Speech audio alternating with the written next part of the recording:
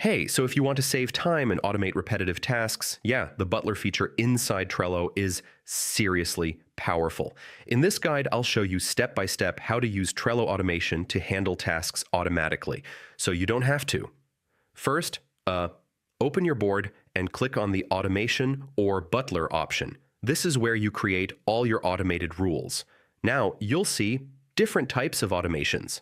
There are rules, scheduled commands, due date triggers, and custom buttons.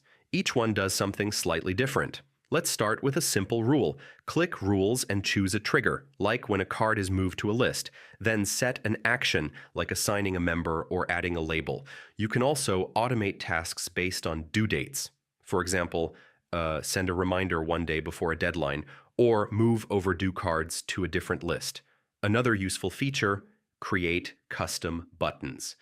These let you trigger multiple actions with a single click, like moving a card, adding a checklist, and assigning someone instantly. You can also schedule automations to run at specific times. For example, every Monday, create a new task, or move cards to reset your workflow. Before relying on it, test your automation. Make sure it triggers correctly and does exactly what you expect.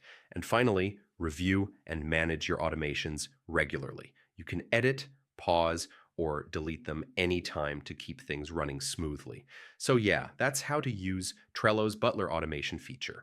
Once you set this up, you'll save a ton of time and reduce manual work. If this helped, subscribe for more smart productivity tutorials.